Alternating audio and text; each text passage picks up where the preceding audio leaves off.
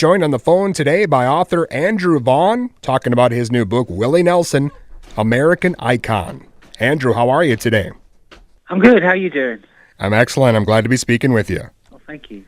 Well, I'm excited about your new book, Willie Nelson, American Icon. For the listeners out there, what do they get with this book? What do they get? Well, they get, in a nutshell, they get to read the story of Willie Nelson, which is a fascinating story in itself.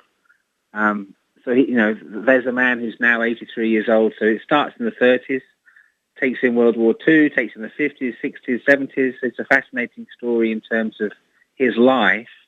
And then on top of that, as we did the book, we discovered these wonderful photos and pieces of memorabilia from over the years, which are blended into the text, so that as you read it, you can kind of see. It's almost like the story is being illustrated while you're reading it. So when you're reading about the Great Depression, if you're not really sure what that felt like to live in Texas during the Great Depression, there's some pictures that kind of root you in that world. If you're not quite sure what I mean when I'm writing about how in the 1960s in Nashville he tried to conform to what the record companies wanted him to be, there's some album covers there which show you exactly what I mean, because he's wearing a suit and a tie and he's got his short haircut. He doesn't look like Willie Nelson at all, or the Willie Nelson that we knew later on. So I think that the visuals tell the story at the same time as the text does, and it just helps you take you back to the time that I'm talking about in the story, and it gives you an extra dimension, an extra feel for what it was like at that period. Yeah, the book is beautiful, and you mentioned the color photos are great. And, with a career like Willie Nelson's, you almost need to have those sorts of, that sort of template to kind of help people understand, because he's done so much over his career. Well, I think it makes it more accessible to someone that maybe doesn't know. If you say, well, back in the 50s it was like this, and back in the 60s there was, racial tension on the road in the South, in Texas, it's much easier to show certain things with photos and pictures at the same time as the story. It gives it an extra element. And I think that, for someone like Willie Nelson, whose career spans so many decades, even if you just flip through the book rather than reading it word for word, you still get a sense of history. You still get a sense of this guy is part of our past, part of our culture. Even just going from the looks of people, how they looked over the years, and the change in expressions in photographs, the change in color to black and white, or black and white to color. Everything changes little by little, and it's really although it's a story of Willie Nelson, it's kind of the story of America over the last 60, 70 years, really. Definitely. And Andrew, I got to ask you, what is it about Willie Nelson and his career for you personally that made you want to tackle this project? Well, there's a couple of things that have always fascinated me about him. Number one is that he has done so many different things and succeeded. I mean, a lot of musicians try and become actors, and it doesn't usually work very well. But he did it, and did it very well. His acting career was pretty good. Made some good movies. He's done completely different types of music over the years. He's gone from, hardcore country to rock and roll to pop to jazz, and done it all with, the same kind of passion and style that he does everything else. So you can't label the guy, and there's not many people you can say that about, that their voice, their style, is really what makes him different to anybody else, where he doesn't play a certain type of music ever. He'll do a variation on a theme of music, but it's always Willie Nelson music. It's always Willie's voice that comes through loud and clear. And I can't think of too many people outside of maybe Bob Dylan that have the same longevity and the same focus over the years to be able to maintain that standard of quality and just fascination for the public. For sure. Again, we're on the phone today with Andrew Vaughan, author of the book Willie Nelson, American Icon. And Andrew, you mentioned Willie Nelson's movie career, and the average person, maybe when they think of Willie Nelson, they think of the films he's been in, or maybe his tax problems, or marijuana activism, Farm Aid. I mean, so much stuff that he's done in his career. Maybe the music takes a back seat in a way. Yeah, I think it's bound to, because he has done so many things. But music is what allowed him to do the other things. I mean, he couldn't have started Farm Aid without being a successful musician. He couldn't campaign for biodiesel fuel or the environment if he wasn't well known or famous. I mean, he could, but no one would really know about it so much. So I think music is the bedrock of everything, and he would tell you that. Music's his first love, is what he does naturally. He still writes songs, he still performs, he still records. He's in his early 80s, he hasn't stopped. And his lifestyle now is that if he's not recording, he's on the road for the next show. So it's in his blood now, it's what he does.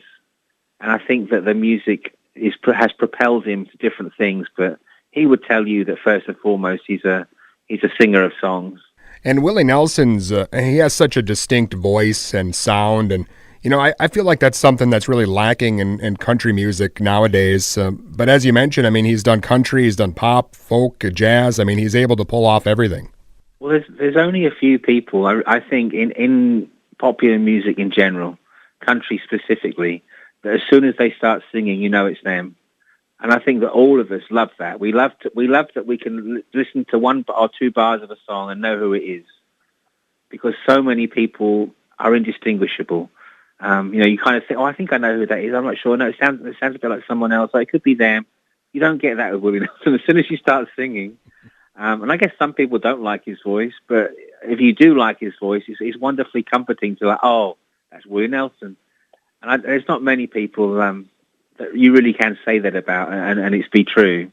Well, and it's interesting to think where his career might have gone if he had just, stuck around as a songwriter and didn't actually start performing his own music. Yeah, he would have probably been one of the top writers in country music if he had stayed with it. The Nashville system, as it were, the pressures to conform didn't go well with him. He tried, but it wasn't right for him. So he may have even quit and not written anymore if it hadn't worked out for him. He may have done something else. He's a talented guy. He could have turned his hand to something else, I'm sure. I don't think he liked the fact that he was told how to write songs and what you should write about and how they should sound. He had his own vision from early times, and it was often by accident that his songs became huge hits. Crazy Patsy Cline didn't like it when she first heard it. It wasn't until it was recorded in the studio that she realized it could be a hit. So his stuff has always been a little different, a little idiosyncratic is the word I was looking for. So he's never been an obvious songwriter like some people. Just not Harlan Howard, Buck Owens. They write songs which are very straightforward and almost not formula, but they fit a pattern that country radio loves. He's never done that, but every now and then he has a song that everybody loves. So I think he'd have struggled to be just a songwriter, although he may have found his niche in rock and roll. He may have been a rock and roll songwriter. So who knows? It would be a fascinating tale. Yeah, and really, when you look at country music in particular, there aren't a lot of guys like him left. Johnny Cash and George Jones and Merle Haggard. Willie Nelson really the last guy in a way in country music for those old timers that we used to grow up listening to. Yeah, there is some irony, isn't there? That he's outlived everybody pretty much. The guy that's famous for a bus full of smoke has managed to, who's had all sorts of health problems, has somehow managed to maintain his lifestyle, and he's healthy still, and he's on the road still. He's still doing shows. He's not taking it easy. He still lives on the bus and plays as many gigs as he ever did. So the guy is a phenomenon. Yeah, it's definitely great that he's still out there touring and making music, and it's possible you might have to do a part 2 to this book if he sticks around and does too much more. Oh, I can see him making 100. I really can. I can see he'll probably outlive me easily. Well, Andrew, of course, Willie Nelson, American Icon, just out now, but is there anything else maybe you're working on or other projects coming up? No, I haven't got anything else on the cards at the moment. I tend to put so much energy into a book. I need a little break afterwards before I do another one. So I'll probably start thinking about a new project next year, like in January, February time, when I've recharged my writer's batteries. Well, again, it's a beautiful book and a fascinating story. And again, Willie Nelson, American Icon, out now. And Andrew, I really appreciate your time today. Thanks so much. Well, thank you very much for having me on. I appreciate it. Bye-bye. And again, that was Andrew Vaughan, author of the new book, Willie Nelson, American Icon, available now.